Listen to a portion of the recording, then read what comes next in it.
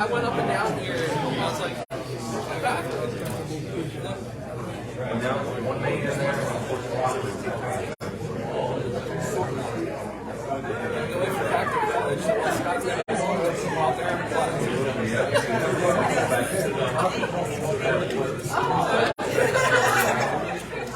he started fire and burn buildings.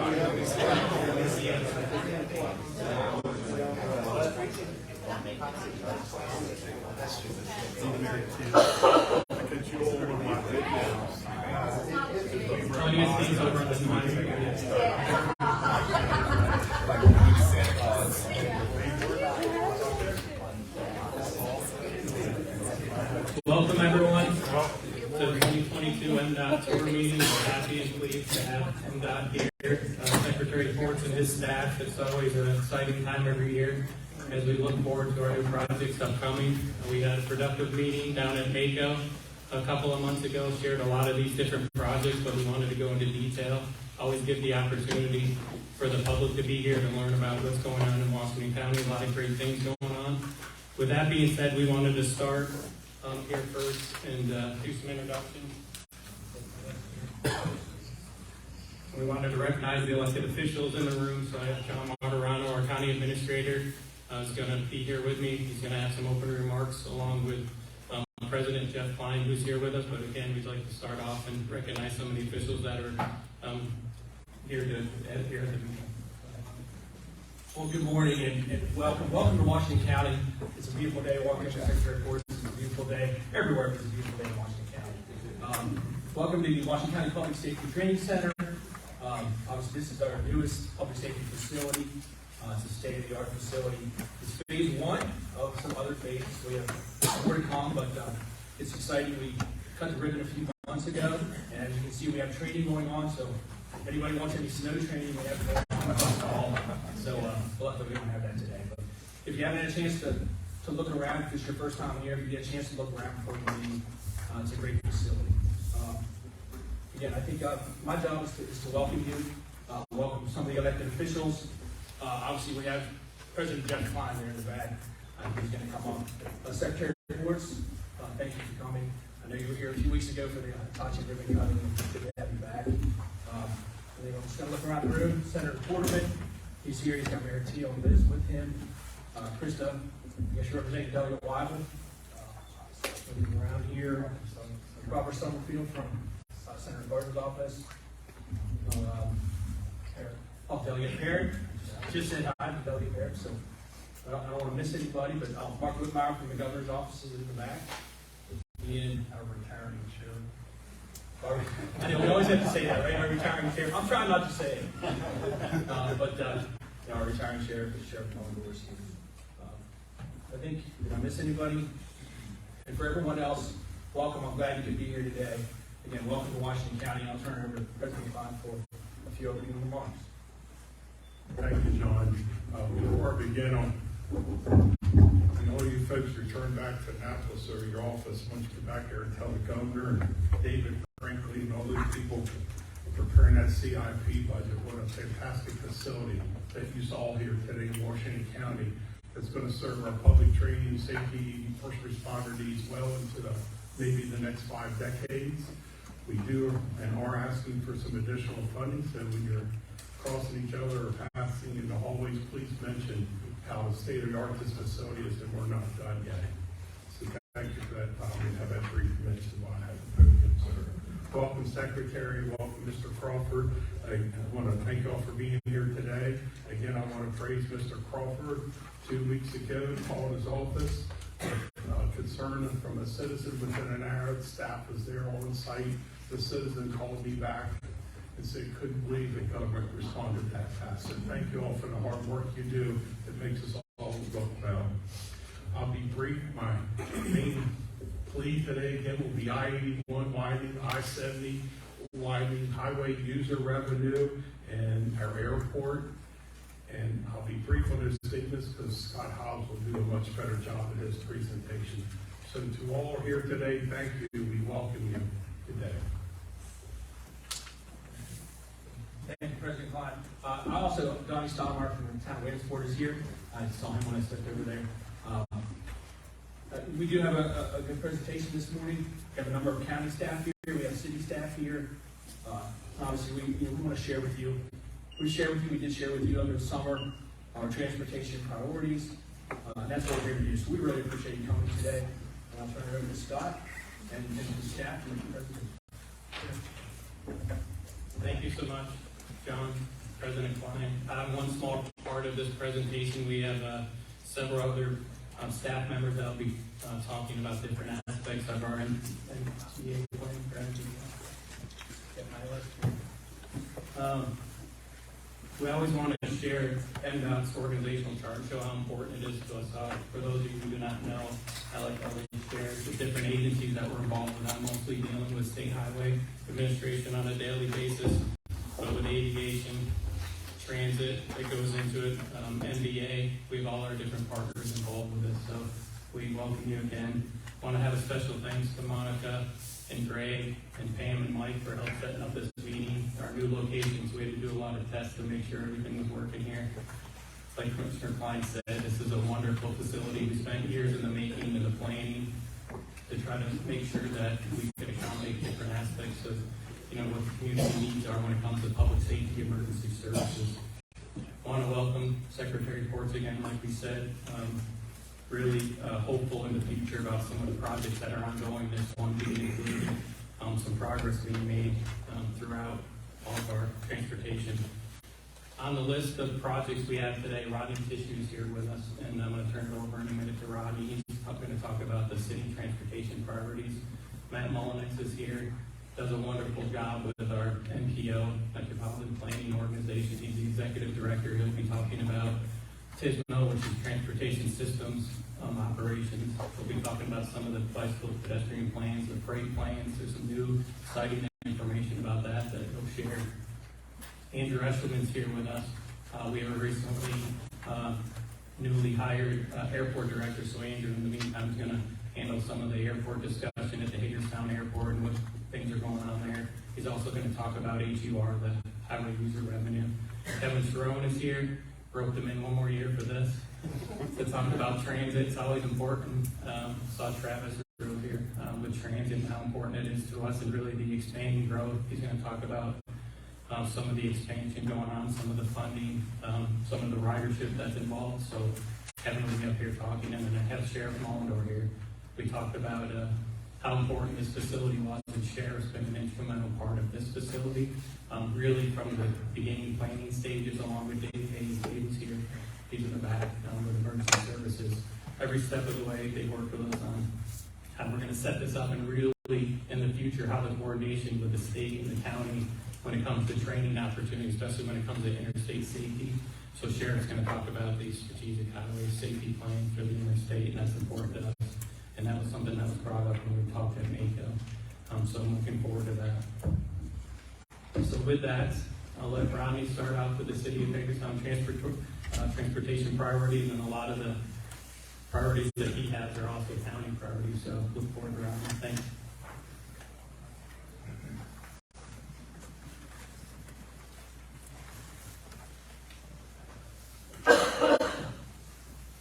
Good morning, everyone. Good morning, Secretary Courts. Thank you for all the support and investment that you put into our community. The Hogan administration has been really good to the city of Hagerstown, so we're grateful for that. I do want to say that the Mayor and Council support all the priorities that the county is going to present a little bit later, so I'm not going to rehash all those. God will do a great job presenting those. There's just a couple things that I would like to point out and highlight that are issues for the city. For 6 years, I've been trying to get CSX to upgrade some crossings for us at Park Circle. It's a very frustrating process, so I appreciate you shaking your head. Yeah, exactly. I guess what I wanted to point out was new this year is all of a sudden they've said that now for them to upgrade their crossings, the city has to pay this annual maintenance fee for these 3 crossings would be like $35,000 a year forever. As a city that has 15 railroad crossings, this is concerning, and we're arguing back and forth about was the road there first, was the tracks there first, but I don't know what can be done. I assume this is a bigger issue than the city of Hagerstown, but it's a concern that it's just risen into last year, and we continue to work with them to try to get our crossings upgraded, but it seems like we're losing ground in that area. On a brighter note, we're very thankful for the Transportation Alternatives Program. We've received millions of dollars through this program over the years. We've done, I think, close to a dozen projects, and it's greatly appreciated. This is a project at Frederick Street and Eastern Boulevard that we're about ready to start next week. It's a complete replacement of the traffic signal, but making it all ADA compliant, providing pedestrian countdown signals. It's a walk route to Bester Elementary, but it's also a walk route to our community pool. So we're very thankful for programs like this to help us make projects like this possible. We just were awarded last week $550,000 to do a similar type of project through the Transportation Alternative Program at the Potomac Street in Baltimore. This project came out of a bicycle and pedestrian priority area study that the MPO and MDOT supported and funded to look for areas that we could improve safety for pedestrians and cyclists in our downtown. So this is the first project that was actually getting implemented, and I'm sure I'll talk about this a little bit. But again, it's a great program for urban areas like this. We appreciate it a lot. And then the last thing I would say, this is something we talked about a little bit last year, is these TAP programs are great for us to use, but there's a lot of complexity to them. It takes 3 to 5 years sometimes just to get a sidewalk project done or a traffic signal replacement, because it's federally funded, right? And it's money that's passed through the state to us. So I know 15 other states have these programs to swap the federal funds for state funds, so that the local people like us can use state funding to do these projects rather than the federal funding. And then the federal funding then is used on other state projects that already have federal funding, so they're already contaminated with that federal requirement. So I don't know. This is a project that, or this is an initiative that would be really helpful to us. It would, I think it's a practical solution. It would improve delivery time and reduce costs for us if somehow we could utilize state funds in these TAP program projects. But overall, I just want to say thank you. A lot of great investment in the city by MDOT and the administration, so we're thankful for that.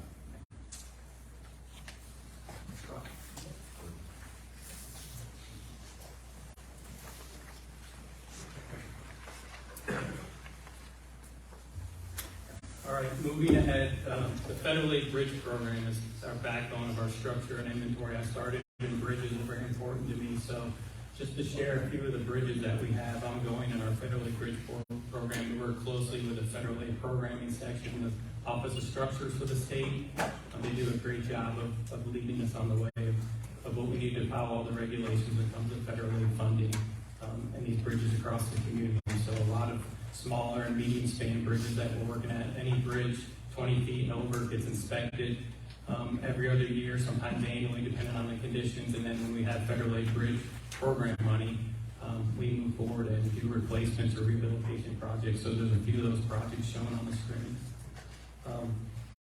We also have a project with the state that we're working on, is Eastern Boulevard widening. We have a planned Eastern Boulevard widening in the future up the entire corridor, and part of it is where the city has already widened their section from Eastern Boulevard to Maryland 64, Jefferson Boulevard.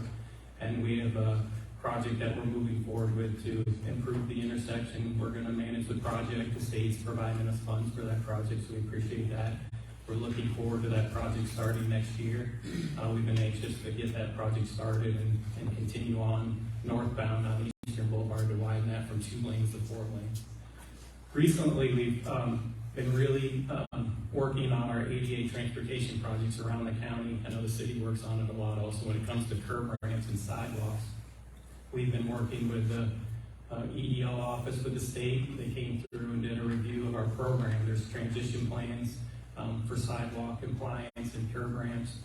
There's self-evaluations that are done every 5 years. So we've been recently working on that. If you check out our website at washco-md.net, you can see ADA info, and it goes through what the inventory we have. The city also has a similar website. You can see where the conditions are when it comes to our transportation ADA program and how we're going to make improvements over the years in the schedule that we've had. So I appreciate all the support that we get from the state on that program, and we look forward to that in the future.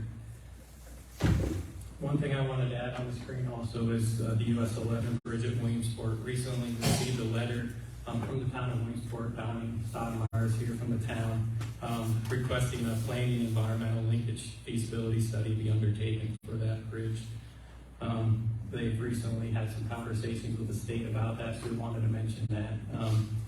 We talk about I-81 a lot and what are the alternate routes. We've done some projects in the past, like Creighton Boulevard. We're building Halfway Boulevard, Williamsport areas, and other issues when there's incidents on the interstate, how that becomes vital to their area, let alone with all the work that's going on in Williamsport with the C&O Canal and the improvements they made. So the county's in support of that. We just look forward to seeing how that planning study can move forward. We understand nowadays the price of steel, the price of construction is tremendous. I'm working that into my budgets every year. But at least with planning studies, the minds that we have at the state and county level to find out what the best options are moving forward, we appreciate that.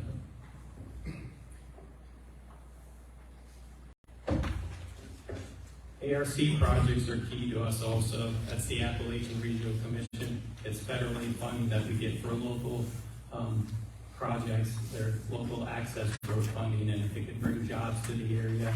We've had a lot of distribution centers that are coming to the area, and we've teamed up with a lot of different partners to try to make that come together. So you can see on the screen, Professional Boulevard Bridge. That's a coordinated project with the city of Hagerstown that has ARC funding in it. We started the bridge, completed that earlier this year. The bridge across the Antietam, which separates the city of Hagerstown and the county limits. From there, the city of Hagerstown has over the years gathered enough funding to provide widening from Eastern Boulevard to the bridge. The county has the widening set up, and we just have to finish final paving and grading to Yale Drive. Professional court's been a big project for us, from professional court to Yale Drive, the entrance to the Hagerstown Community College, to the medical center and the hospital. That's a large area for us to handle. We put a lot of money in infrastructure to set that up. It'll help emergency services time to the hospital. We've talked about that before. Instead of going to dual highway and hitting all the traffic signals and the traffic involved there, this in the future will really add a lot of value to that. Wright Road and Halfway Boulevard, we're still continuing Halfway Boulevard. I see Rob Freeze here from Bowman. We're working to extend Halfway Boulevard to Greencastle Pike, Maryland 63. So we've been working with the state when it comes to coordination at Maryland 63 and how impactful that road project will be. Next year, we're going to go to start construction and then hopefully soon thereafter complete that so that Hitachi and some other big businesses there will be able to come there and really utilize that connection for freight and local businesses. I always go each year on the presentations and look for different things I can find on the internet. The state does a great job at really giving updates on things. I had earlier my slide about traffic notices that District 6 has on their website. And so it's really important. Shelley's here. I see Linda is pointing to Shelley about how important that is.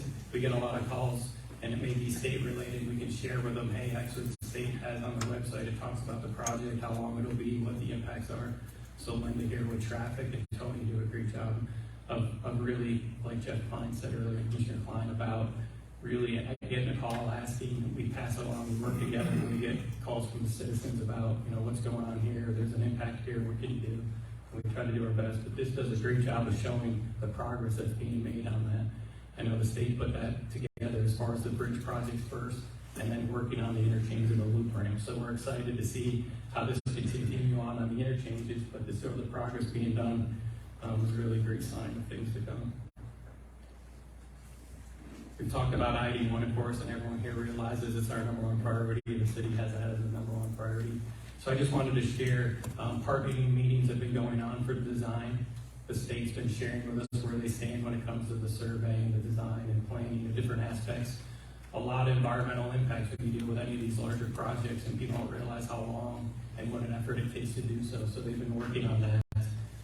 They didn't receive the infra grant. I have a picture of that. Matt Mullenix is here again. He works hard with us on getting what we need to when it comes to share. The state's done a tremendous job here providing the information for us with the data involved with how 81 has 3 times as much crash history as most of 81 interstate, how Maryland with our 12 miles, is critical, and we share that year after year. But as we see the progress made, at least with the design, you can see how the cross sections are being done there. I took a clip of when we had our progress meeting to show the limits of the impact from exit 1 at Williamsport to exit 5 at Hathaway Boulevard. Moving forward, we feel like there's opportunity. We're optimistic that funding is available, in the CTP plan in the near future to be able to make that come to fruition here with our exit 5 to exit 1, which we're calling phase 2. In the future, we'd like to see planning done on the future phases, but like always, we'll take it one step at a time. We've gotten to exit 1 in the bridge, which is a big step and a big hurdle, and then now we're looking for phase 2, and in the future, phase 3, which would take us to the Pennsylvania border. So appreciate, again, your understanding of what we really have as community needs here, and I1 being in the top of the list. I wanted to share the MDOT projects. It's Washington County Transportation Priorities. However, these come into effect. There's resurfacing projects, there's bridge rehabilitation projects, there's intersection improvements, traffic signal, all these different types. This is in the book, and we have some copies available. It just shows how much is being done with Tony's staff of going through the different projects throughout the community in Washington County. We're thankful for those. And again, this is something that doesn't get talked about as much. Resurfacing, projects that are around on the interstates, on the main roads, that's important to us in the community. So I wanted to share that and give thanks to Tony and his staff on continuing the effort to that. With that, I've talked Sheriff Mullendor into presenting about the strategic highway safety plan. I just wanted to share. Sheriff only has a little bit of time left as far as he's announced his retirement. So I asked him one last favor. I'll probably ask him a favor next week too. In another presentation. But that being said, he's here. He's been instrumental, like I said, for this public safety building. He's been instrumental in the community when it comes to public safety. I really appreciate him to tear up because I know how much he means to me. But he means so much to the community. And he's here to talk about that. It was brought up in our meeting down in Mako with Christy about how important the planes are. And I said, well, I think Sheriff has been working on that, but let me go back and find out. And we'll run the list. So we have here up on the list of the counties, and it's on the state website that we have. But Sheriff's going to go through the plan and talk about that for us. So, Sheriff? Thank you very much. Welcome, Secretary. Christy, appreciate you coming to Washington County. So at that time, the Traffic Highway Safety Office was under the State Highway Administration, and they completed their 5-year Strategic Highway Safety Plan. And we brought it up to our Traffic Advisory Council at that time that we needed to do one as well. And so unfortunately, I volunteered to be the chair of that committee, and we started that process. So we assembled a pretty large group. We had all of law enforcement involved. We had county and state highway. We had the traffic safety office, county engineering, and also county emergency management involved in those meetings. And we had quite a few meetings. We received data from the traffic safety office through our local records management, and also from Washington College, who was able to provide us a great deal of information. So we created a first draft, and we tweaked it multiple times.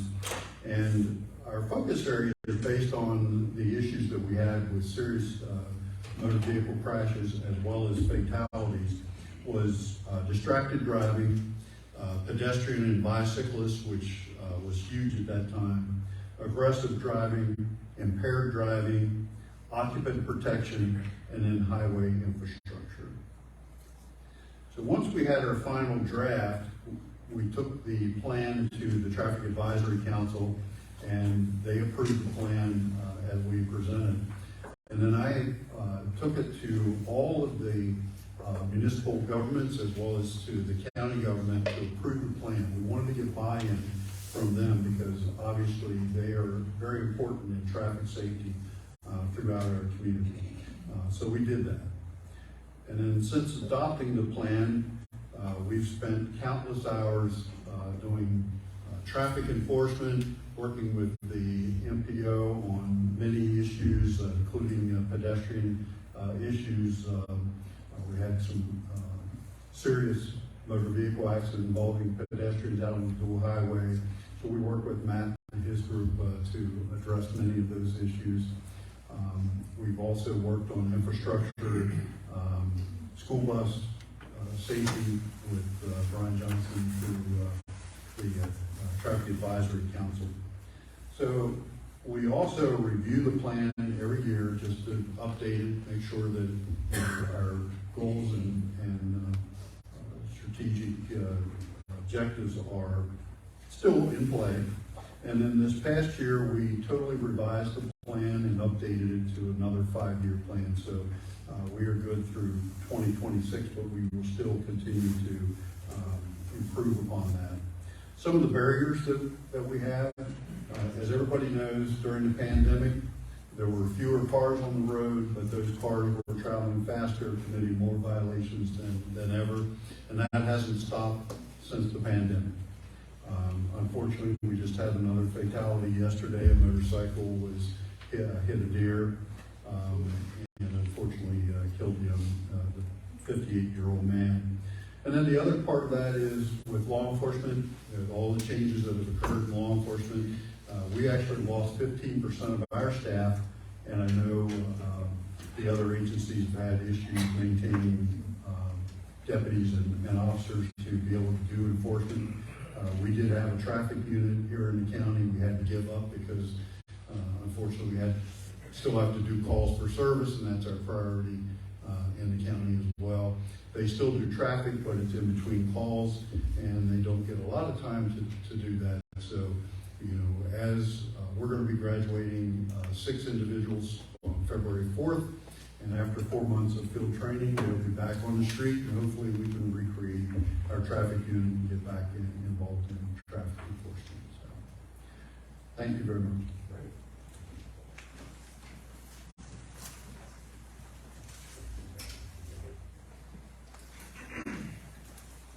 Thank you, Sheriff. I'll turn it over to Kevin Cerrone, talk about transit. Thank you, Kevin. Oh, boy. He only gives me one slide. Did you see we were all on TV today, this morning? Nobody won Powerball. We're all here. Great to see everyone again. Secretary of Works, we go back a ways. Glad to see you in person. It's been a while. 2 or 3 years ago, I stood up here and talked about a application for cell phone users and transit riders called Route Chat, and it was in an effort to help their battle cry of "Where's my bus?" It would show real-time location of buses on all the bus routes, and it was very, very helpful. Today, that battle cry has shifted a little bit to the operational staff of transit, and now we're crying, "Where's my drivers?" Just as the sheriff was referring to nationwide, I'm sure you've heard that there is a severe shortage of school bus and transit drivers throughout the United States, and we are not excluded at all. We are right there into the mix of it. So I've been at the helm of the county transit system for 26 years. Never thought in my life that if we're going through COVID, we'd be in this situation. After 26 years, this past Monday was the first day we've ever missed a route because of not having a driver to do it. But I don't see that changing to the point where it's not going to happen again. There's no immediate fix to this, I don't believe. We have buses, we have riders, we have the explosion of warehouses, distribution centers, we have Hitachi coming on board, rail cars. We know we're going to get requests to go to those areas. We are wondering how we are going to do that. And I told Travis, I'm not going to come here and ask for more money because I don't think that is the answer. There's another element to this that we just need to put our finger on. We had our statewide conference 2 months ago. I don't know if you've heard, our word on the street was $22.50 an hour seems to be the magic number to attract a driver in the state of Maryland. I'm sure that's the Montgomery, the PG areas. That's definitely not, the Washington County or Western Maryland. But we have to try to get anywhere near that dollar figure to attract a driver. I just don't foresee how that's going to happen. Again, I don't know what the answer is yet. I hope someone someday can just say, try this, and it works. We put job fairs, we advertise on the buses, we advertise on the MDOT video network where it plays, and maybe somebody sitting there getting a driver's license would see it, attracted to it. So we're trying to do our part locally. So with that, I just want to say, over the years, from whether it's the federal level, the state level, the local level, we've been blessed. I've been blessed. For those of us, and I'm in that group, we're on our retirement countdown, but we could come back and work and drive a bus for $22.50 an hour. Little chunks inside that. But I do want to thank everyone. I can't say enough. We're grateful for all the efforts. Thank you for the continued interest in public transportation, and I look forward to continued success with it. Thank you.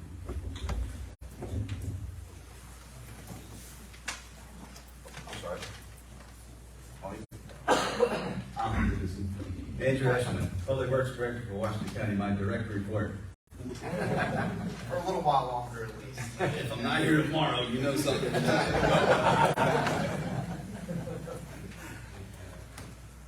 Thank you, Kevin. So first I'd like to take the opportunity, as was mentioned earlier, Neil Doran, he started Monday as our new Hagerstown Regional Airport Director, so I'm very happy to have him on board and continue to work with the airport staff in the years to come. So I didn't want to have him trial by fire to do this presentation, so but please take the opportunity to get to know him. So Hagerstown Regional Airport has emerged strong from the effects of the pandemic. Commercial employments through mid-October have already exceeded the pre-pandemic totals of 52,000. We still have about 2.5 months to go there, and have rebounded from a low in 2020 of about 28,000. So we've heard much about airline travel.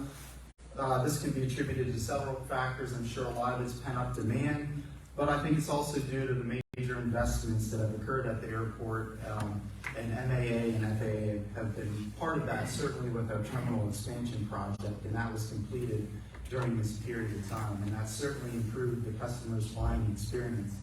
So we do have a small picture up there of that, but it truly has made a major difference in air travel out of Hagerstown Airport. So we continue to use that to our advantage to market Hagerstown Regional Airport as a less stressful and more affordable option for commercial air travel. Hagerstown Airport has been fortunate to receive the financial support of Maryland Aviation, who has provided matching funds for other significant projects, and we're asking continued support on these upcoming efforts such as Taxiway F pavement rehabilitation, as well as the New Heights runway visibility acquisition, which will provide improved runway visibility between our two runways and an alternate landing option after the air traffic control tower operating hours. MAA has also directly supported Hagerstown Regional Airport through terminal access security upgrades, as well as a recent grant award for the purchase of 2 snow removal vehicles. So I want to credit Ashish. He has been a very great and knowledgeable and accommodating resource to me over the past 6 months since I've been kind of running and overseeing the airport. And so certainly appreciate him, and he's certainly an advocate for Hagerstown Regional Airport and Maryland Aviation. On a final note, Hagerstown Airport is seeking the opportunity to replace the FAA-owned and operated air traffic control tower. The existing tower that we have on site does not provide unobstructed views for all airfield operating areas. The airport has completed a siting study for a new tower location, as well as preliminary design. And so Ashish and his staff have been a great resource there as far as helping us to navigate some potential funding opportunities, whether that's through a federal appropriations opportunity or the bipartisan infrastructure air traffic facilities grant. So regardless of where the funding source may come from, Hagerstown Regional Airport would support the construction of a new tower. So unfortunately, this is the topic that won't go away. I'm going to pivot a little bit to highway user revenue. So for those who have been to this presentation, we know that's something that we've talked about many years. And this past legislative cycle, there was a bill that was passed that did prevent local highway user revenues from falling off a fiscal cliff with a sunset clause that was going to be going into effect. And so it did increase the share of revenues that would otherwise have gone into effect. However, when you look at the true year-to-year difference for particularly the counties in terms of total dollars, once you take away the capital grants that we received, there's really marginal change there, I think in the amount of maybe a few $100,000. So while Baltimore City and the municipalities will exceed their original funding formula percentages by, I believe, FY27, the county, we will remain funded at approximately 31% of what that original funding formula was, and only receive less than 5% of overall funds, despite maintaining the majority of all lane miles in the state are at the county level. So I think there's a realization that there'll probably not be support for change in the upcoming year after just passing the bill, but I continue to want to highlight that the cost shifting of what amounts to millions of dollars in road maintenance continues to make that a financial burden for Washington County. So yes, we're all competing for our respective shares of the pie, and so we don't want to make it seem like it's always going to be an us and them, but certainly I think there needs to be a recognition that due to fuel efficiency, the prevalence of electric vehicles, that the size of the pie really, I think, is decreasing. You probably have more accurate numbers on that. But while our maintenance and construction costs are increasing, so that's something certainly that's probably going to continue to be a challenge in the years coming. But I'll say, local Maryland highways are just as important as part of our transportation network. It's that first and last mile. And so I'll encourage MDOT and elected officials the next time this comes up for discussion to consider a sustainable and equitable way to generate revenue from all users, and to share that revenue in a manner that more closely aligns with the highway maintenance costs that we all have, as well as the spirit and intent for how the fees are collected. So with that, I'll turn it over to Matt. Thank you.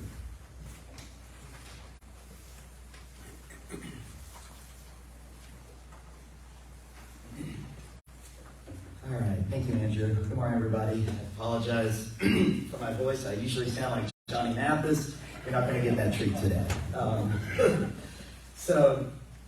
As Secretary of Courts, Administrator Smith, good morning. I want to build on some of the topics that my co-presenters have talked about, including Interstate 81 and Interstate 70.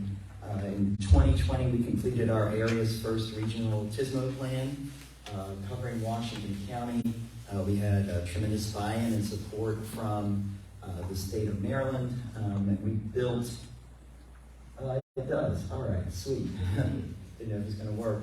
We built a lot of that regional plan on what the state had done previously for your TSMO plan. As you can see by the great graphic, we lifted right out of your plan.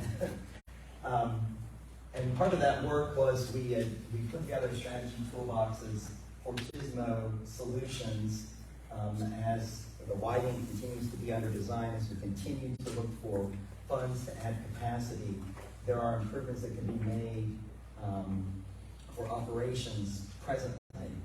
So those three categories of TSMO strategies were geometric and safety improvements, traffic flow and signals, and ITS expansion. And I do believe, Linda, I think that the signals here on US 40, are those in design become adaptive signals? Okay, so that's going to be some of the first in our area. Excellent. Very good.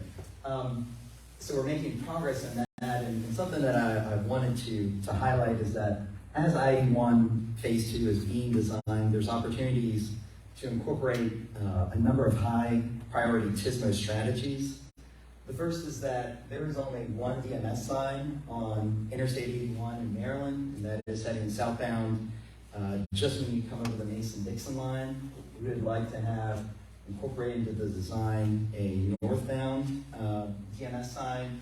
And it's hard to see, but right here is where, and I'm not sure if it's operable or not right now, there's a virtual way station at milepost 1.5 just before exit 2. That could be incorporated. And then the second thing we'd like to see incorporated in design is the addition of additional CCTV traffic cameras here at exit 2 and at exit 5, both at overpasses, Route 11 and Halfway Boulevard. Currently there's only one camera on I-81, and that's also at the northern part of I-81 near the Showalter Road exit. We were thrilled to have the opportunity to participate in a regional TSMO workshop that was led by OTMO, folks like Carol DeLion, who are doing, and Eric Fogel, who are doing great work. I'll hone in here on the red box that has the recommendations that came out of that regional workshop that was held in Frostburg back in June. This second bullet just talked about that, about the DNS signs. That if we need to move to pedestal or entry DNS signs versus the overheads, I think there's a real opportunity there for cost savings to implement that. And then I want to drop down to this fourth bullet. I know Kevin mentioned it, Andrew has mentioned it a little bit about the warehousing boom that's happening in Washington County and how we can coordinate between the state and locals on the impacts that that's going to have on our roads. And if I can jump to the next slide, I'm going to direct your attention to this map that's in the center. So in 2020, we developed the area's first regional TSMO plan. Now in 22-23, we're developing the area's first regional freight plan. Like the state, we're building on what you all have done. I know that, I don't see JT here, but I think the revised freight plan is now back to the feds and we're getting real close. And it's a fantastic plan. And so we want to build on that. But what you see in this map is that we have been working with Washington County Department of Planning and Zoning, City of Hagerstown Department of Planning, to try to map all the freight-related development that is, this isn't even speculative stuff, right? This is the stuff that something has been submitted for. Sketch plan, initial TIS, something to that effect. And we came up with 23 developments that have a footprint that's combined of 19 million square feet. And that is beyond everything that's on the ground right now that's framed up and has a roof over it. So the impact that freight is having today and is going to have in the future cannot be understated. And so as part of the regional freight plan, we are looking heavily to identify those critical first and last mile connections that Andrew mentioned, because eventually you're probably going to end up on a county road to get to some of these facilities. We're also looking to identify candidates that could become critical urban freight corridors as part of the extension of that mileage under bill. And then two other studies that we are recently completed or have underway. You heard the sheriff mention about the dual highway. We're so grateful to the district and to SHA for implementing so many of the recommendations that were in our 2015 pedestrian road safety audit on the dual highway. It was in direct relation to a number of pedestrian fatalities that happened that year. And especially phase 2, which is going to add sidewalks from Eastern to All-Star. We're greatly appreciative of that.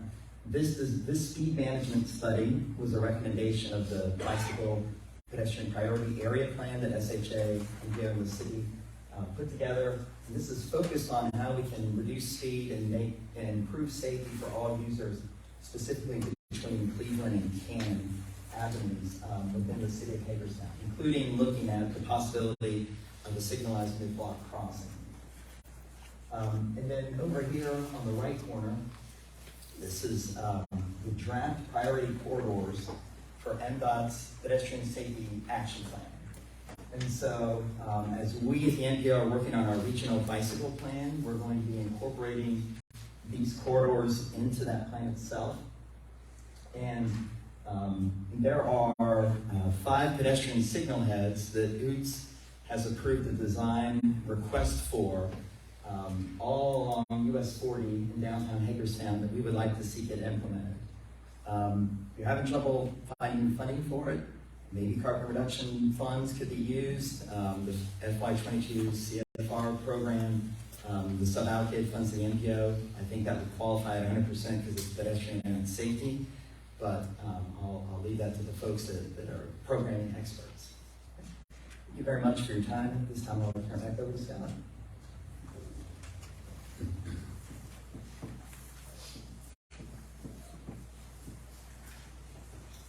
All right, thank you, Matt. I appreciate all the speakers that we had on behalf of Washington County. They do a tremendous job in every aspect of the work, and it's important that we share it here today. And Matt, especially with the alternatives that we have to different operations when it comes to traffic safety. I've had photos over the years in my presentation of the renderings of this building, and then construction photos, and now finally we're here. So again, we always offer the chance to work with state highway and coordination and cooperation when it comes to safety training, interstate roadways, all involved. So Kevin Lewis is our director here when it comes to training. Dave Hayes is here in the room. Sheriff Mullendorf just always offer the fact that we have the facility now to start the training. We're going to continue to build on that with a tactical village here in the rear as we move from year to year, working on those things. So just again, want to offer those opportunities and look forward to our cooperation and communication in the future about them. With that, I'll turn it over to Secretary Ports and your staff. Again, we're glad to have you here. At the end, we'll have questions for everyone on the Washington County group that's here and about staff. But Secretary Ports, thanks for being here, and I'll turn it over to you.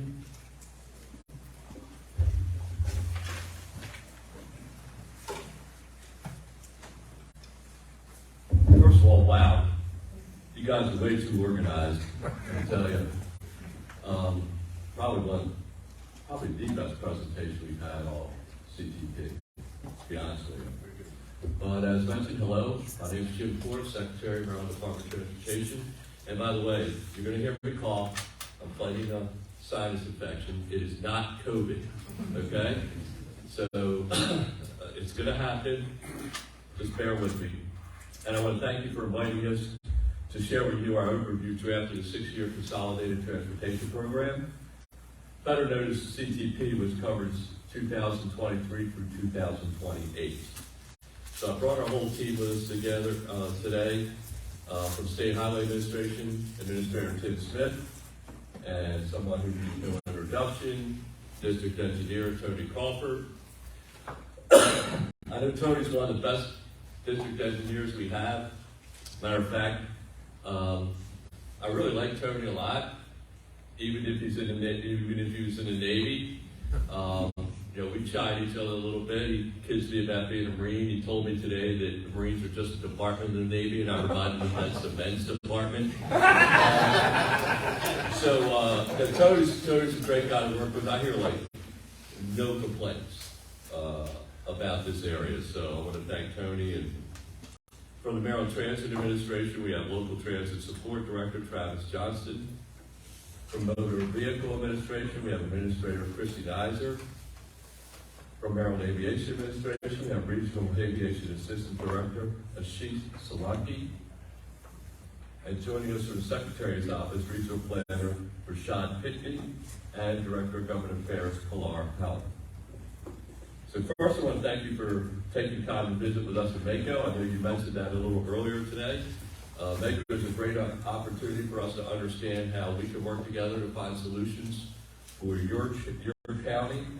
And over the years, I think we've developed a really good working relationship. And I can't emphasize enough that we're not only available during CTP or Mako, but we're only a phone call or email away, and we're more than happy to work with you. And I'm proud of our entire team. I know we're very accessible, and we're here to get things done. So since our meeting at Mako, we've already addressed several key issues for your county. We're committed to the I-81 Phase 2 project. I know the Senator was tapping me this week about that. And it's probably the #1 issue I hear about out here. So trust me, we're very, very well aware of it. And SHA Administrator will take a little time today to give us some updates regarding support for alternative US 40 route for pedestrians. Please know that SHA is designing a third phase of sidewalk installation along US 40 that will provide a clear, well-connected path for pedestrians. And this phase will extend east to All-Star Court, just west of I-70. And about the need for help with your highway safety plan, the Maryland Highway Safety Office is happy to assist. It's something that we've really pushed hard. I was Deputy Administrator for NHTSA, National Highway Traffic Safety Administration, in a previous life.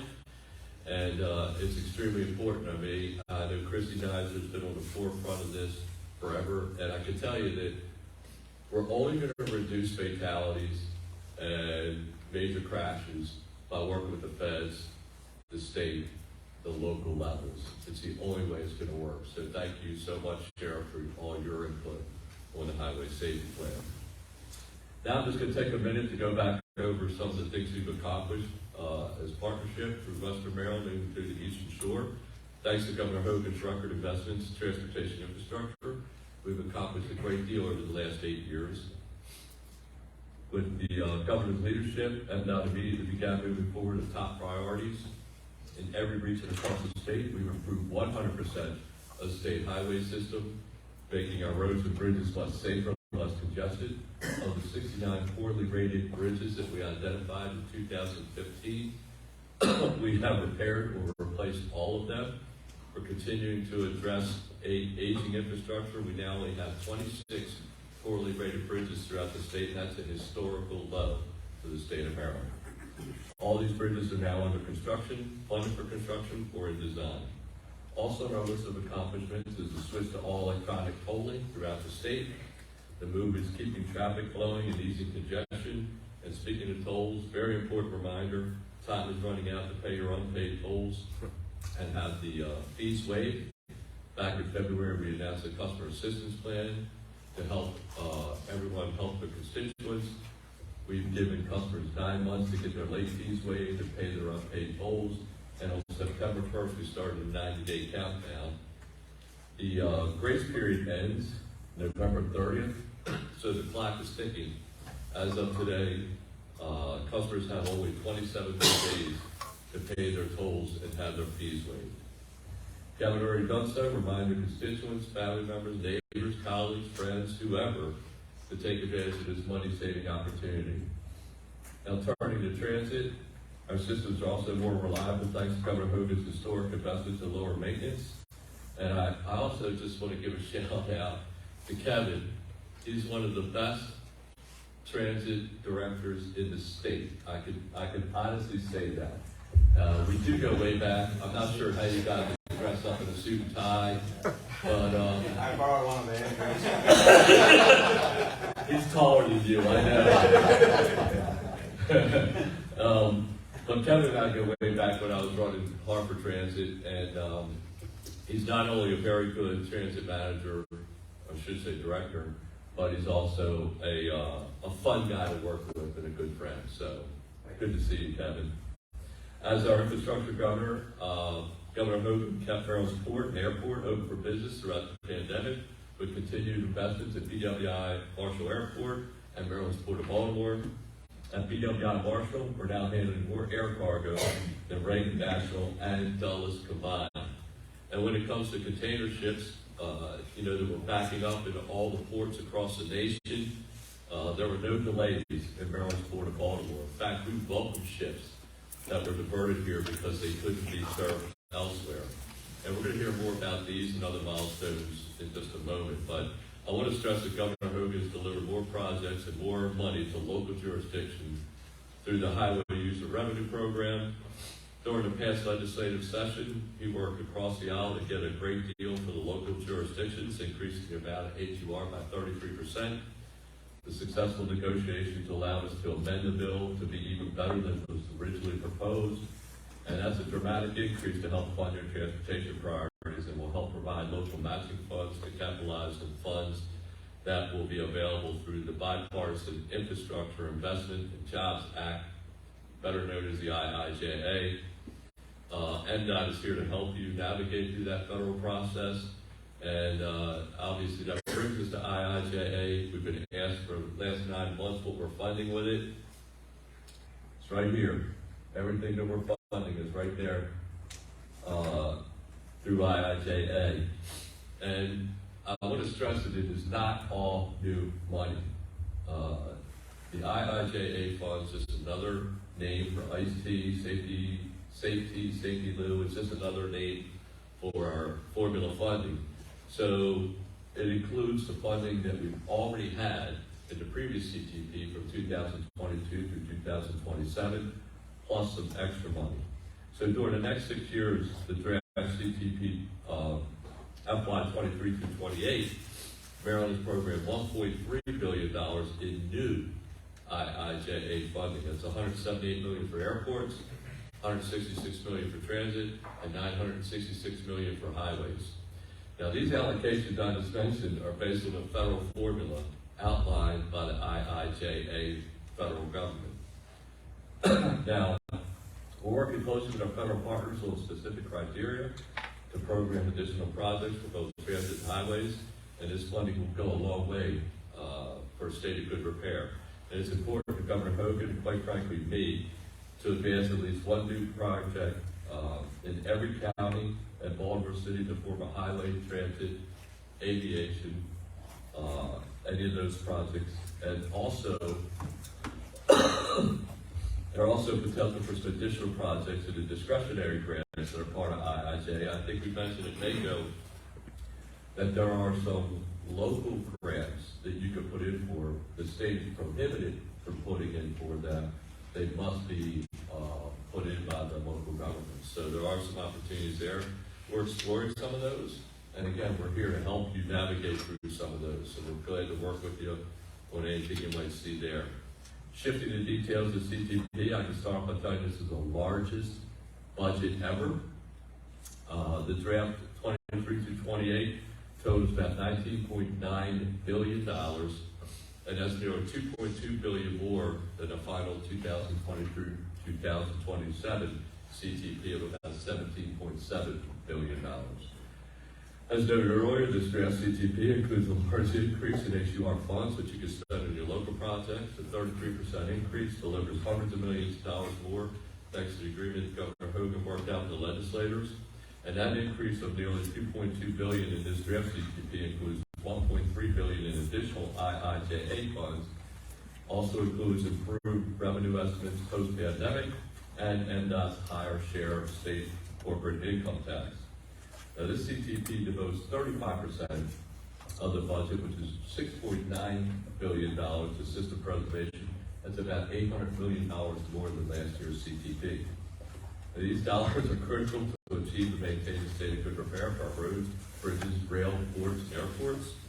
And just as important, CTP allows our transportation system to contribute directly to Maryland's economic recovery.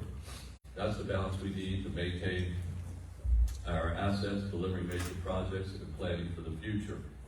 That's how we deliver a network that's safe, reliable, accessible, and inclusive for all Marylanders.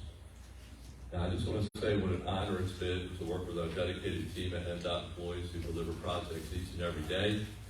I've been highlighting their hard work in a video series started that we call Ports Supports Employees. We showed Marylanders what it's like to be a crane operator, 165 feet up in the air at Maryland's Port of Baltimore.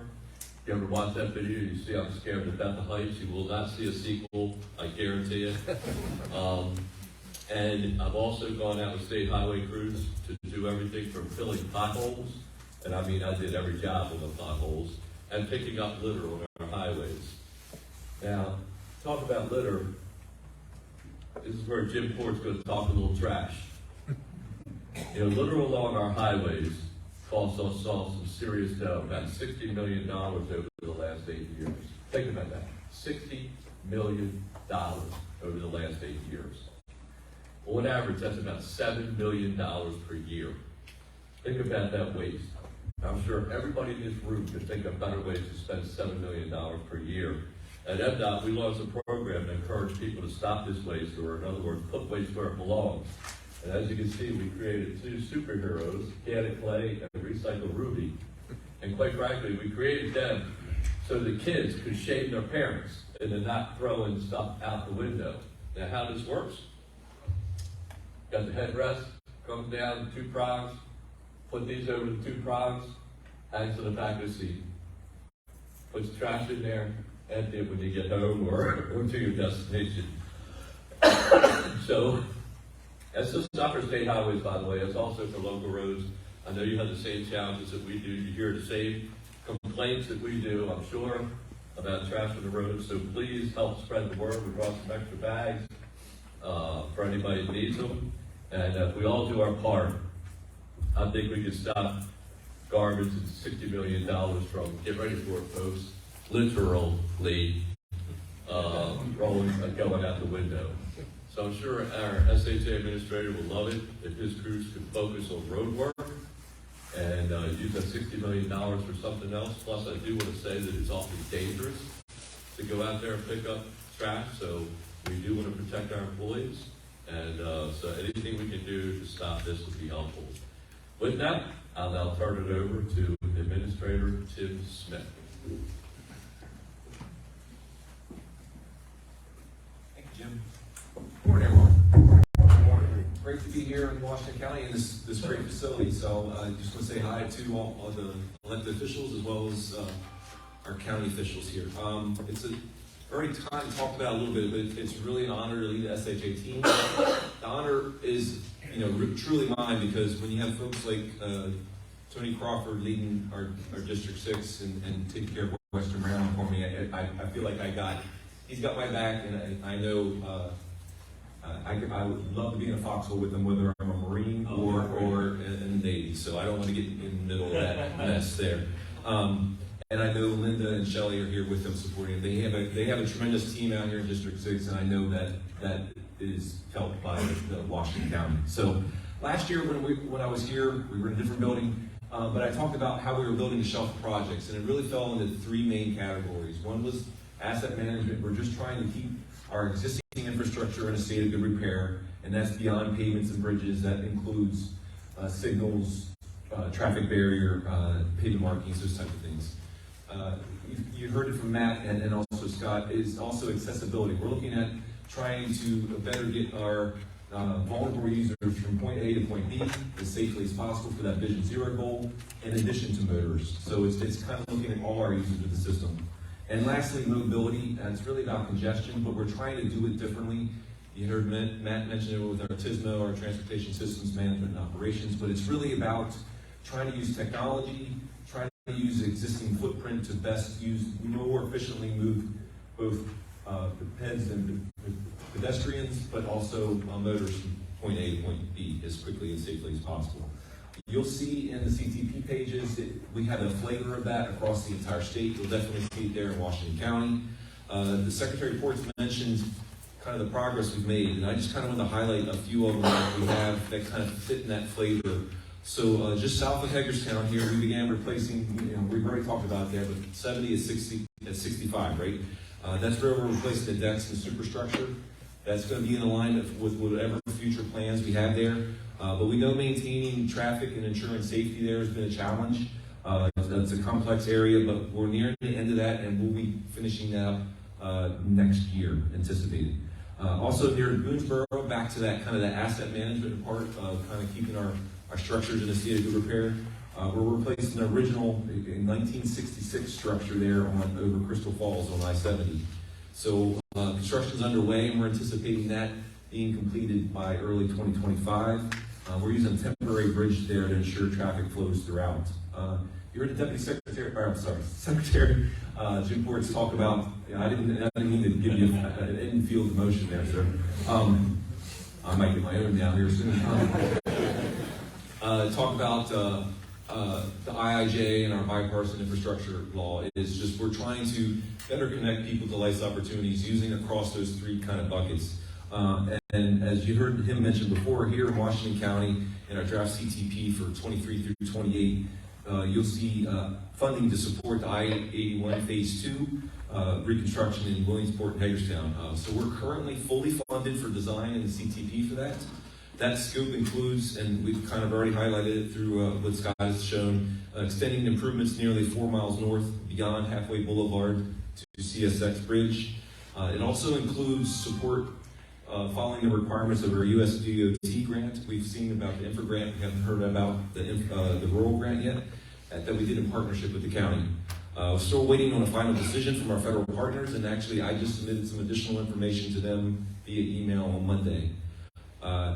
I know it's been talked about, but just the continued collaboration between us and the county. I think we've got a great relationship now, and I know Scott is always reaching out to Tony. Scott's reached out to me. I think we've got an excellent relationship. The better we have that, the better we know your concerns, where your constraints are, and you know where our constraints are and where our concerns are. I think that builds a better product for our customers, because as Scott mentioned, they don't necessarily are worried about whether it's a county road or state road or local road. They want to get from point A to point B, and it's our job to kind of connect them to that entire system working together. I want to appreciate you for my patience, and hopefully I didn't get an infield motion here by calling the secretary the wrong name there, or wrong title. So I just appreciate your patience. I'm going to turn it over to our team at MTA, Travis Johnson. If I had that title longer, I had this title. Okay. Fine. Thank you, Tim, and good morning, everyone. I'm Travis Johnson, Local Transit Support Director for the MTA.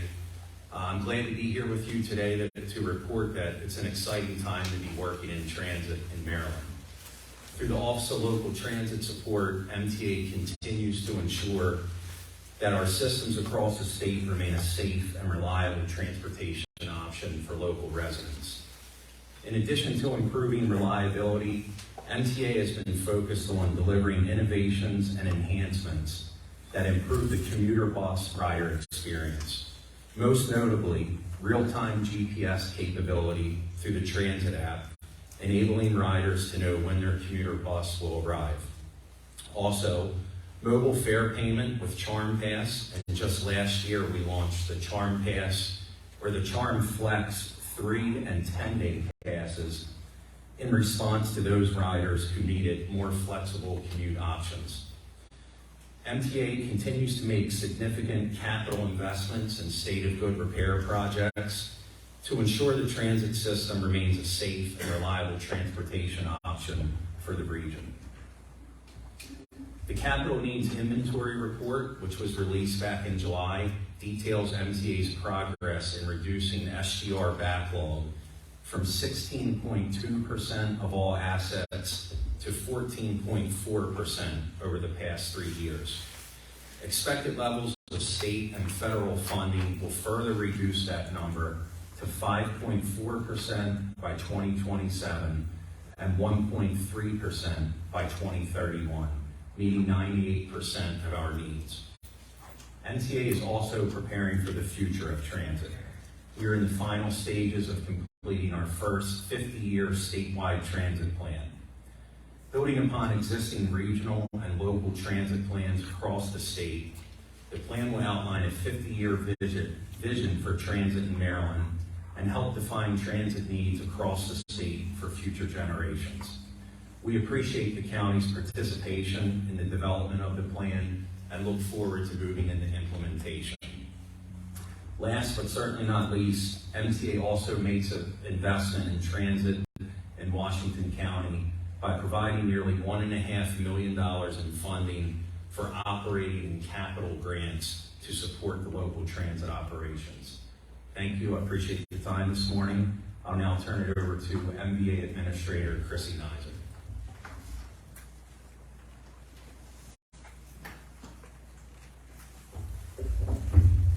Thank you, Travis, and it's certainly a pleasure to be with you here today in this beautiful facility. Saw the vision, and now to see it in implementation is wonderful. At MDA, we continue to remain focused on providing that premier customer service, whether it's inside of our branch offices or through our alternative services. One of the things we're really excited about is our new IT system called Customer Connect. We've mentioned it the last few years that we're working on a new system, and it was completed in December of 2021. So finally gives us that full view of the customer so we can see everything related to both their driver licensing transactions as well as any vehicle information they have all conveniently in one place. It also enables us to do more online transactions. So now we're up to 74% of transactions actually being completed outside that traditional branch office environment where you're sitting down with a customer agent and completing your transaction there. We know everybody's time is certainly very valuable, so that's important. We're encouraging everybody to sign up for your My MBA account. That'll give you access to all that great information. So any letters we've sent to you since the system went live, the status of your license, if you're a CDL driver, you can see your medical certificate, and all of that important information. You can also use your My MBA to make an appointment. And it is an important reminder, we are still appointment only at our branch offices. That has really enabled us to serve our customers much more efficiently. So approximately 75% of our customers, and frankly most weeks it's higher than that considerably, are served less than 15 minutes. And so, making that good experience that they can get in and out of the branch office quickly.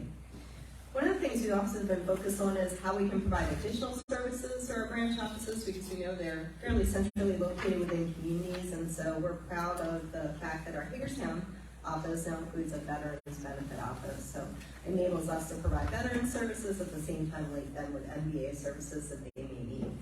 And we also recently installed a 24-hour tag drop box. So that's a transaction that customers may want to just drop off the tags. Now they can do that conveniently 24 hours a day. We'll email you the receipt and no time taken out of your business day. In May, Maryland was also the second state in the country to implement Mobile ID and Apple Wallet. That is a free and voluntary service that enables you to use your driver's license electronically on your phone at BWI Airport, at Reagan National, as well as 10 other airports throughout the country. That will be expanding in the coming months through TSA. And so for those who use their Apple Wallet already, it's a convenient way to be able to get through the airport. You might be thinking, why do I want my driver's license on my phone? I know that it's something that the parents have been supportive of in past years and encouraged us to move forward on. it's really all about protecting your personal information. Right now, you hand over that physical card, you're giving all your data up, as opposed to mobile ID, where you're only exchanging the data that's necessary. And I think TSA is a perfect example, because I always assume they need everything on your license, and that's actually not true. They need 4 data elements. So just think of that, and think of other times where you have to provide your license for something. Wouldn't it be wonderful if you could limit that just to the data they want to protect all of our personal information? And so for our Android users, we have an announcement coming soon, so stay tuned for that. It'll be a similar solution where it'll be in the wallet for Android users as well. We continue to focus on Real ID. I know we've talked about that for the last several years. We're up to 88% Real ID compliant.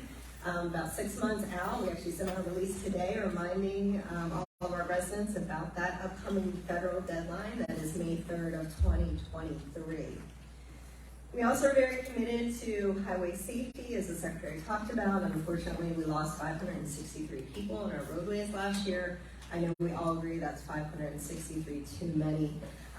As the Sheriff said, it's really those same issues that we're continuing to see. It's nothing new. It's impairment, it's speeding, dangerous behavior, distracted driving, and failing to wear their seatbelt. In September, Governor Hogan did announce nearly $7,000 for Washington County agencies to help address highway safety.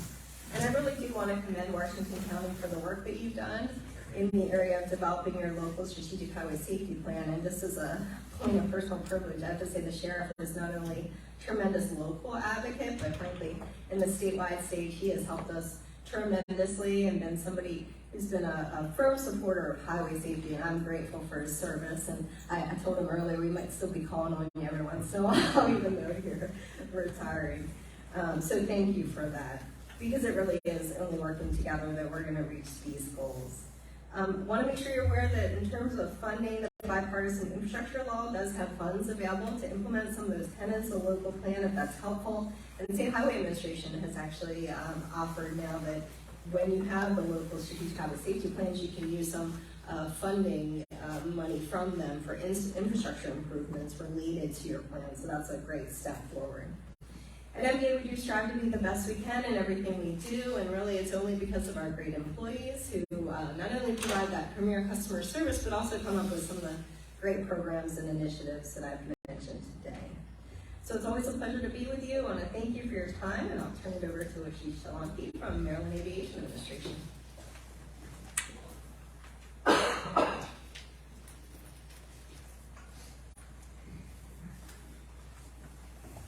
Thank you, Chrissy. Good morning still, ladies and gentlemen. It's great to be with you today. Neil, welcome. Look forward to working together in our collaboration at your airport. And I'd like to give a personal thanks to Andrew for his leadership during the transition. It's always wonderful when we can have a smooth transition. I know Neil's point of view or Andrew's point of view was probably more challenging than expected, but from our point of view, we appreciate that continuity. And again, I want to reiterate a theme of ours is collaboration. It's very important for us in our support to your community. And again, I want to share with Commissioner Klein your leadership support as well for your airport and the improvements that we can help you there. Now, focus with MDOT MAA, our focus remains safety and project delivery. Secretary mentioned it, or my colleagues prior to me also mentioned the same comments. And in aviation, we're on the same tone. Now, we'll take a small step back and, as the saying goes, join the fight, where my Navy colleagues and my Marine colleagues, the Air Force is pleased to support all of them. We can come a fourth ground. So the opportunity with airports, whether we're talking BWI Marshall or Hagerstown Regional or any of our airports across the state, it remains on economic drivers. They are an economic driver, whether it's jobs, businesses, and of course transportation, air transportation services. And so recognizing that value, recognize that importance, whether it's to our businesses, tourism, and the like, we want to make sure we can provide those important assets and important resources to that transportation service. Now, I heard from Andrew's updates on Hagerstown's numbers for air traffic. It's wonderful to hear you're above the numbers for pre-pandemic levels, and I'm excited to see how that goes in the future. At BWI Marshall, we're not quite above our numbers yet, but we're getting there. Recently, these last 12 months, we've hit 80% of our pre-pandemic levels. Now that's a good trend because that's the direction we want.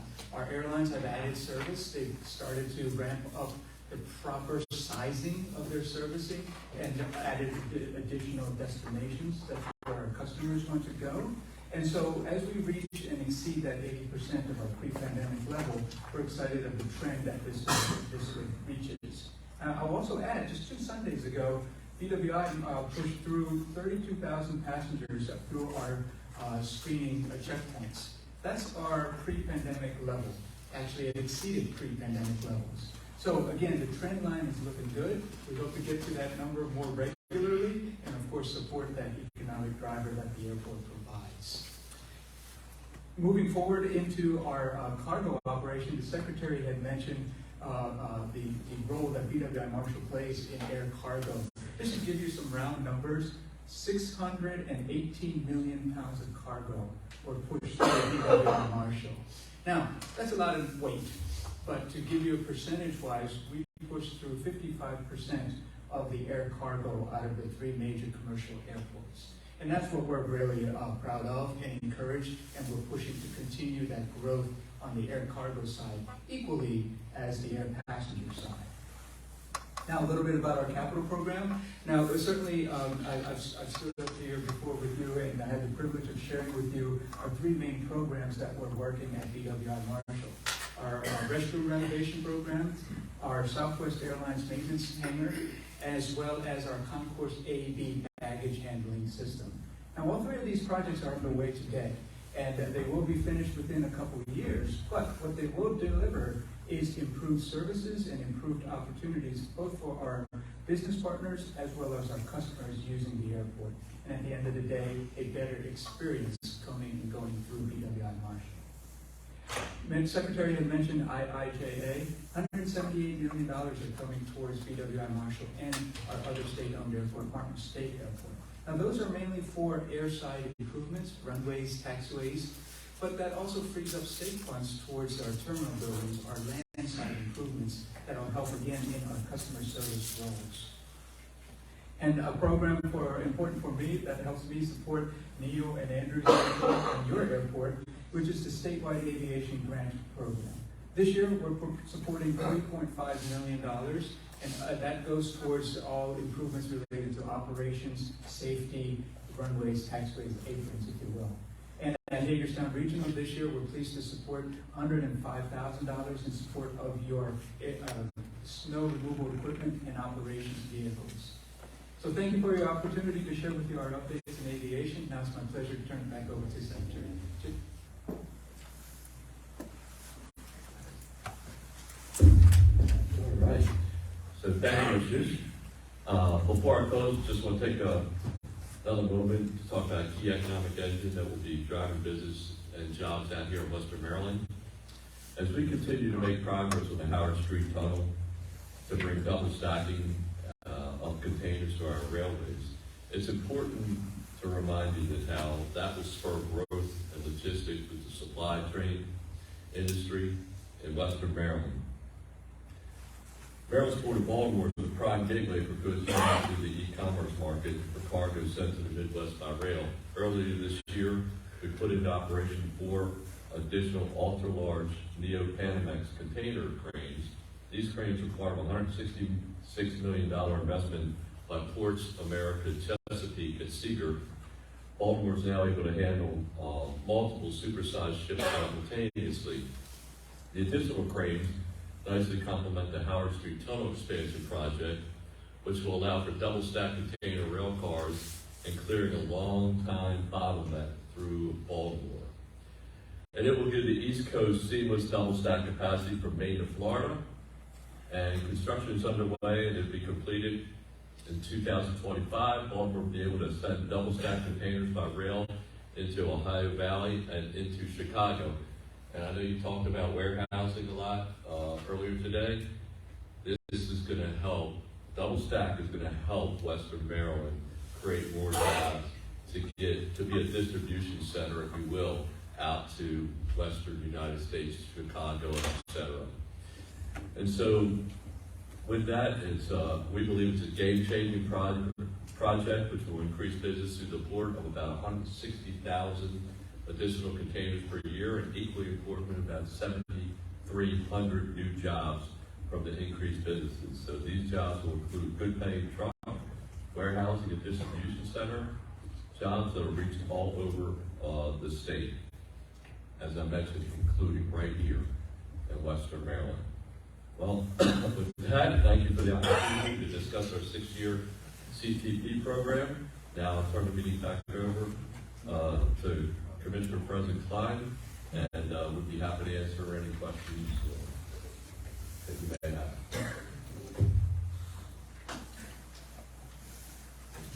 Thank you, Secretary Ports and staff. We really appreciate you being here.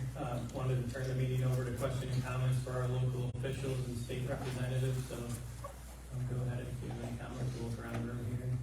Raise your hand. So we just do it here, it's fine? Yeah, sure. 3 things one's up with, and some of them we've talked about a little bit more in depth, some we have not. The first thing, I was just interested in the department's perspective. In our paper this morning, on the front page, there's an article about a plan that would stop future truck stops in Washington County.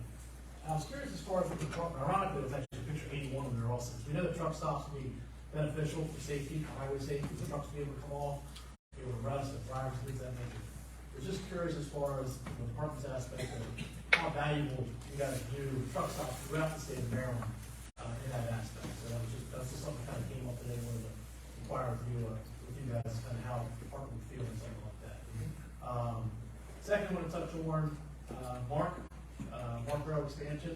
And as they know, we've advocated for Mark Rail expansion to Western Maryland. The study is underway right now. I think it's due in July. I'm just curious if you can provide any update as far as where they are in that process. Maybe a little peek behind the curtain, so to speak. Obviously, one of those, what's the stakeholders, the city, the county, public officials, citizens, things of that nature, kind of where we're at. We haven't seen a whole lot of public interaction. We have constituents who contact us that they're aware this is going on, but they want to have the opportunity to be able to be a part of that. Maybe someone that has happened, we're not aware of it, but I think that just leaves an opportunity to make sure we do have that. And then lastly would be 81. We've talked about 81 multiple times here this morning. We've talked about it for many years. You understand, Secretary, that you're the third secretary we've had in the last 4 years, and we only have a couple more months here left. And that's obviously the #1 priority in this bill. Don't have to tell you, there's 16 interstates in the state of Maryland. 2 of them are primary. 6 of them are primary, but 2 of those 6 are here in Washington County. And 81, as Scott said, has 3 times the traffic accidents. I mean, you know all the stats. You know all that. But when you talk about logistics, double stack cars, and I wrote that down, and the explosion of logistics space and distribution, 81. And that it all ties into that. And the administration has been great for Western Maryland. It's been absolutely phenomenal. But if we don't get something done here, we understand that we're looking for information, we're looking for a world grant, but if we don't get something done here, it's going to be, I'm trying to be respectful here, but it's going to be a failure of this administration if we don't get something done. We did phase 1, and we appreciate that. And as I told Secretary Ron at the time, the fear was we were going to do phase 1, and then what was going to happen after that? When we look at the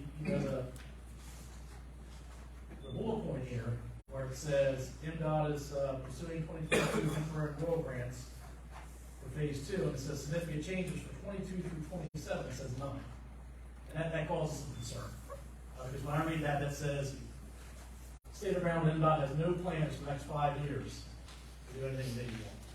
So, just food for thought as we go forward. I know, again, we have about 2 months left of this administration, and I can't articulate enough or how significant this is. I know you know that. We've had conversations before, we've had conversations with the administration, but I can't afford enough to do. Whatever we can do of something here on the way out would be greatly appreciated. So, thank you again. Okay. Well, we take them one at a time. Thank you. So truck stops. You're asking for our opinion on, I guess, the importance of. The importance of truck stops, the benefits they provide, Yeah. the interstate system throughout the state. Absolutely. So we absolutely value the truck stops. Part of the problem, however, and we go through this all the time with weigh stations and everything else, is trying to locate where they're going to be.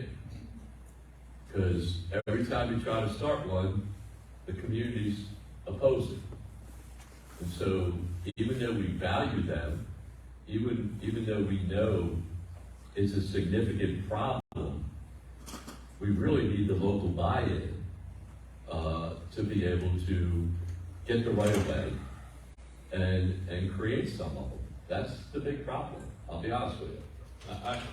I can't even, I mean, even a weigh station that's been there for 30-some years, correct me if I'm wrong, Tim, but we want to expand it so we can have more trucks come in and even possibly use it at night as a stop. People are opposed to it. It's been there for 30 years.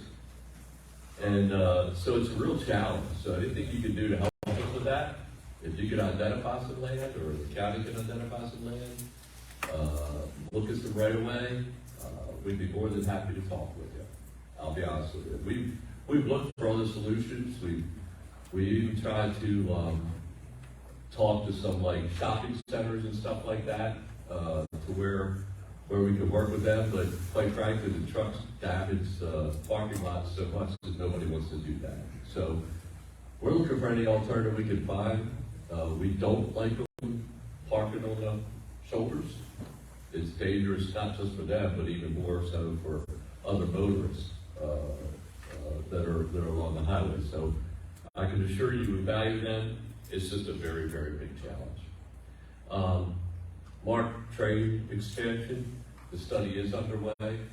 We should be having public hearings, so they should be having some out here. I'll have to go back to Holly Harbor to find out exactly where it is, but I know they are studying it. One of the challenges with Mark Train right now, quite frankly, is that we're at about 30 to 35% capacity from pre-COVID.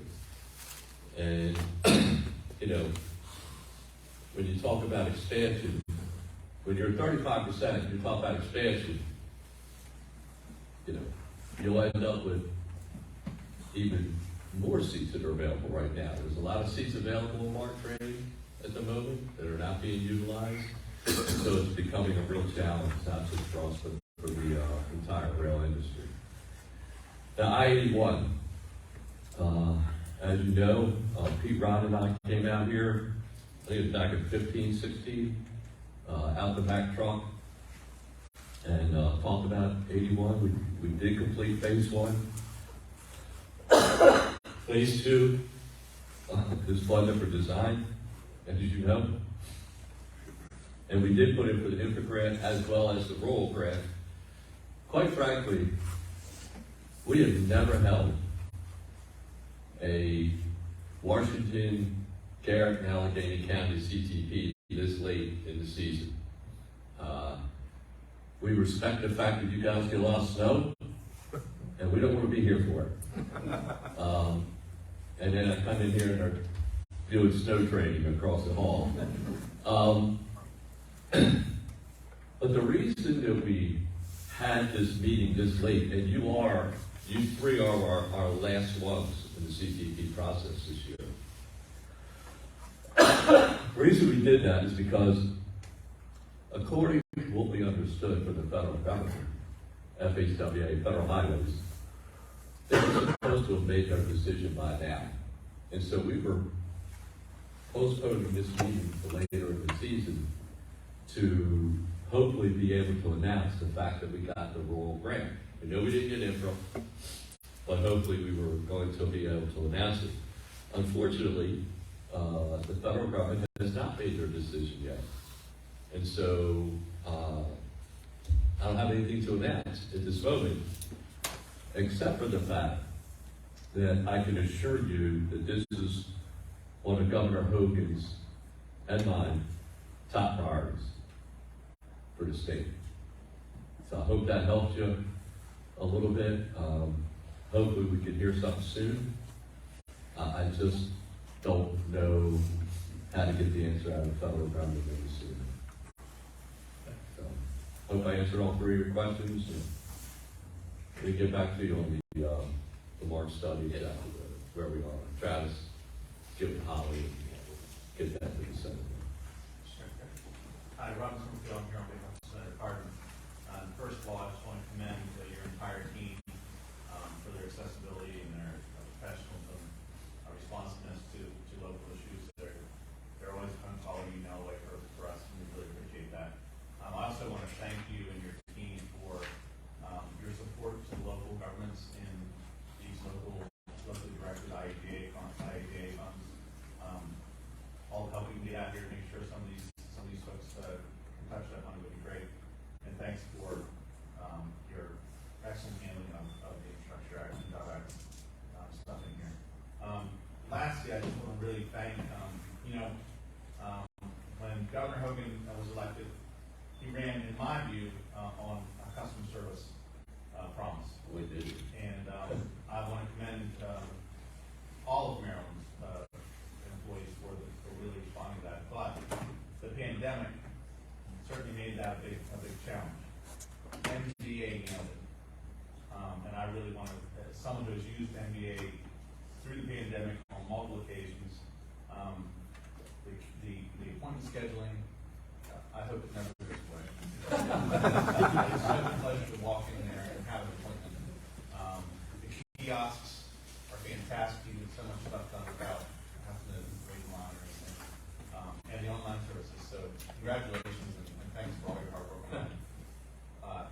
I don't think there's been a time in history where people say, I love to go to MBA. Actually, don't mind going to MBA.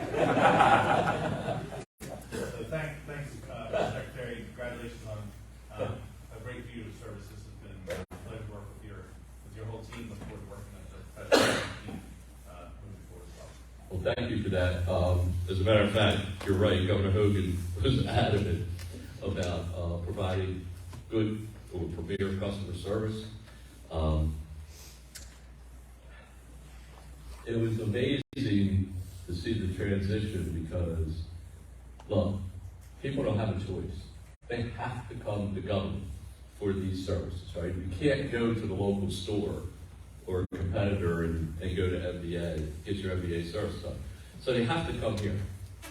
So we can either make their lives miserable or we can help them have a great customer experience. So when you think about, instead of thinking about like what helps the bureaucracy, if you think about what helps the customer, you think differently. And I think that's what you see now. We got a lot of pushback on the keeping the appointments. I can assure you that it's the best thing we've done. And Chrissy Nizer can tell you, I mean, she's done an amazing job, her and her team. Leslie Dude's back here. She's Sean back here. And they've just done an amazing job. You're in and out of there in 15 minutes or less. That is unheard of. So when Disney's making movies about the sloths at NBA, he is not talking about Maryland, I can assure you. Okay? And we have become a model for the nation. And I don't think you're ever going to see the appointment system go away. We actually serve more customers by having the appointment than we did when they walked in. So thank you for recognizing that. MBA's been, it's our retail organization. That's where we touch the most people each and every day. And they've just done a fantastic job. So thank you. Sonny Owen with David Sherman's office. I just wanted to echo my friend. I might have to get a little closer because I'm having trouble hearing. Sonny Owen with Congressman Sherman's office. I just wanted to echo Robin's sentiments right there. I did, first of all, I wanted to thank not so much you, but your staff. Sitting on the corporation. Your staff is amazing to work with. We sit on T-Hub, we talk to them all the time. I cannot say again, your staff is amazing. You're not paying enough, you're not paying. So we pay you, I want to appropriate that. It's we, Sonny. We're paying. Not him, it's me. MBA, fantastic. You guys have been amazing right there. Thank you for all the help that you've been during the pandemic, especially with customer service, amazing help. Lastly, just to address Senator Corbin up there. Congressman Troy actually got off the phone with Buttigieg 2 weeks ago, and we're going to push you for that rural grant to get you a decision. Senator Carter's been helping us quite a bit with that, and so is Mayor Van Hollen, so we're trying to get you as soon as we can, all right? So, but yes, hopefully we're in the same frustration that you have, along with the fact that we would love to have a decision right now. But we're going to keep trying, just keep letting us know anything that we can do to make sure we kind of kick that can down the road and make sure it actually happens. Okay. So, but thank you. First of all, we appreciate our federal partners because, quite frankly, the feds don't have to listen to us, but they do listen to the appropriators and stuff like that in Congress. So we do appreciate any help you can give us, but just trying to get them to make a decision sometimes is just difficult. I appreciate it, but holy cow, come on. We'll be happy to do our job, sir. Sheriff? Secretary, I just advocate for whenever we start designs of things like Interstate 81 and the progression there, we tend to forget public safety sometimes. When the first phase of 81 was done, the only turnaround that we had was removed. And so now if there's an accident anywhere between the Feathers River Bridge and exit 1, we have two choices, and that is to go 2.5 miles down into West Virginia, turn around, come back, and hope that the bridge is open. Or we have to go the wrong way against traffic from exit 1 down to the bridge. And that should never occur, but we tend to forget public safety when things like that happen. I just appreciate consideration. So I see Tim Smith taking notes right now. So we can look into that for sure. That's something we shouldn't forget. I can tell you that we've had a much bigger focus on highway safety lately. And part of that is through our strategic highway safety plan that we work with the federal government with. We have meetings about every quarter. And so one of the things that we're trying to make sure that we do now is to incorporate safety into every project. So that is a change that we're making, or that we made, I should say. So we are doing some more of that, but thank you for that comment. That just brings it a little bit more to light from the emergency response, emergency management perspective. Yes? Oh, this will be tough. Thanks for coming, really appreciate it. Obviously, I-81 is top priority. The delegations had it on our list for years. We're very solid and all unified on that. We want to thank Governor Hogan for his efforts. I know you all have put in for different grants over several years, and hopefully we see what happens now. I do also want to thank you. We responded to a letter I had at Boonesboro. It's a minor issue, but not for Boonesboro. There's a crossing at an intersection where we need pedestrian HIVs, hazard identification beacons, and you are going to get that built this coming spring. But I did want to bring up Sharpsburg also had asked for one of those around the same time that Boonesboro did it. So if you could put that on your list to see if there's something we can do from Sharpsburg there, if they're square. I want to thank Christy for the electronic driver's license, jumping on that. That's very encouraging. I'd like to see that expanded so you don't even have to carry your driver's license ever. You just show the police officer. That's it. And another big project I want to talk about is I-270. A lot of us from Washington County travel down to Gaithersburg or DC every day to commute, and it's a disaster on the road. I know that it's gotten federal approval, and I know it's in waiting. Is there any way, from your perspective, that we can have that voted on the Board of Public Works that we currently have before the elections? Not before Tuesday, but before.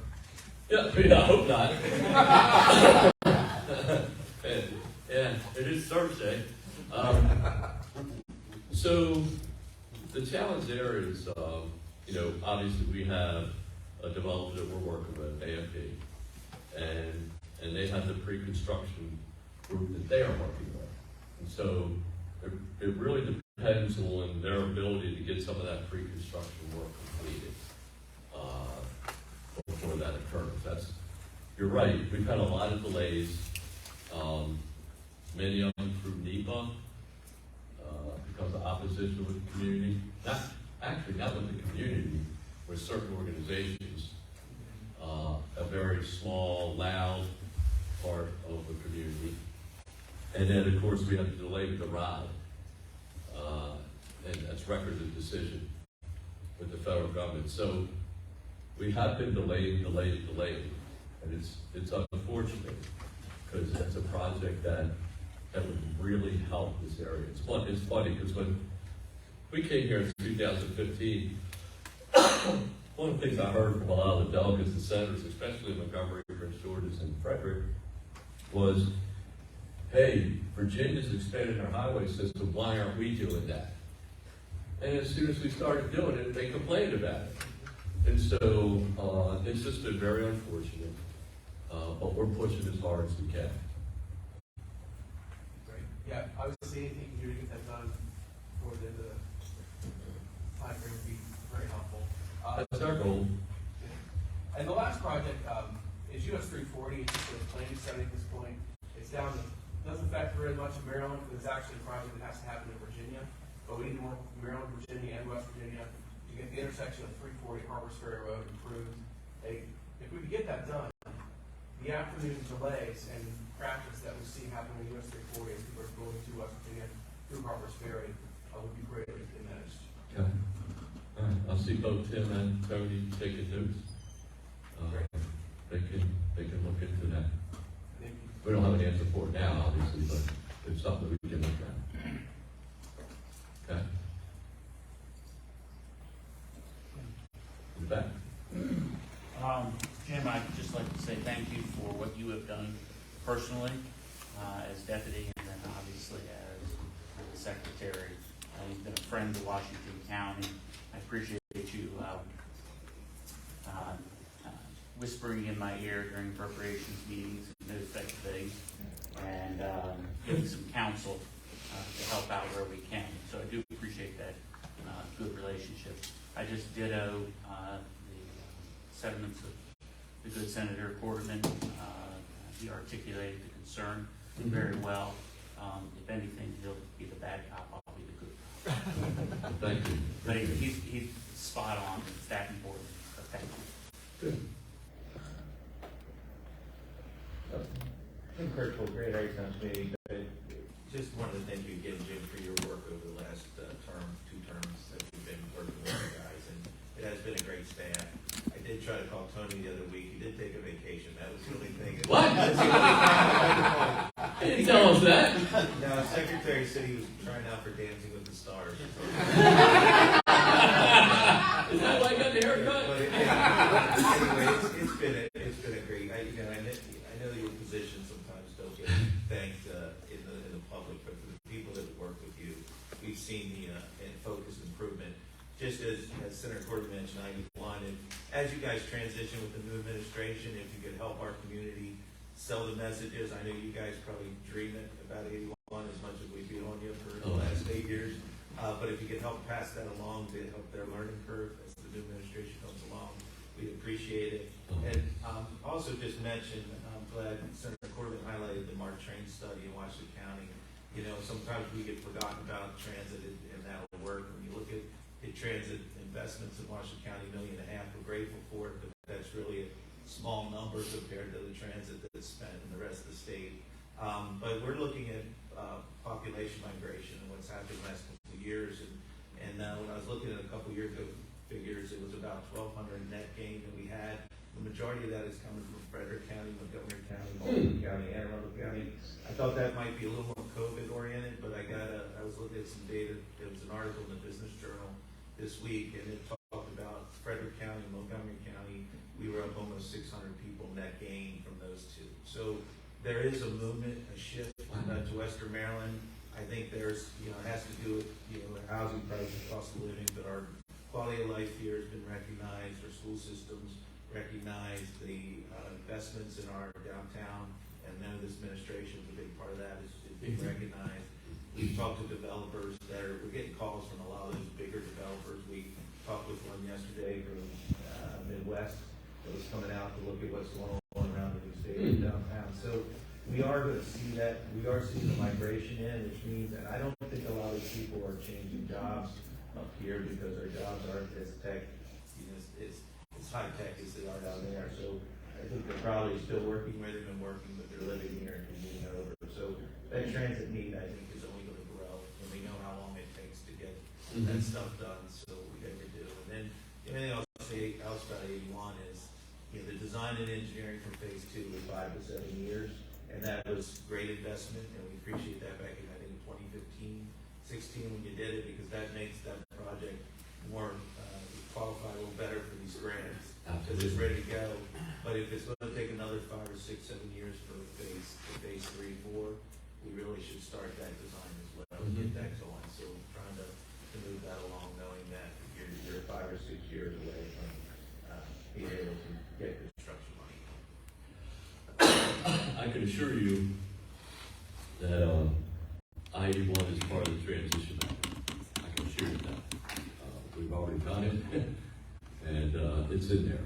So rest assured, that's going to be it's still a priority, even if Governor Hogan's not going to be here. As far as your transit, where are they in the 5-year plan, Travis or Kevin? For TDP. 3 years out. Yeah, about 3 years out. What's that? We're probably about 3 years out. 3 years out. Yeah. So you know your county does a 5-year plan, or every county does a 5-year plan, and that's what we follow as far as the facilities and/or operational expenses. But I will say this: if you're working with developers, and you know about some developments, I saw that one slide that had a whole bunch of developments all in one spot, and you talk about how those developments are going to increase the amount of traffic. Well, there's no doubt about that, right? And that's why we asked to do a traffic impact study. And so, to whatever extent that you can work closer with us so that we know these things are coming, it's very helpful, because what happens is you got one developer here, we get their traffic impact study, their TIS, and we have that mitigate for them. And then you get another one, and we get their traffic impact study, and we have them mitigate. If we understood the entire corridor and all the development that was occurring at the same time, it would make, one, us more efficient. It would probably lessen the burden on the developers, because they could, if you will, pool their resources together instead of one doing it here, one doing it there.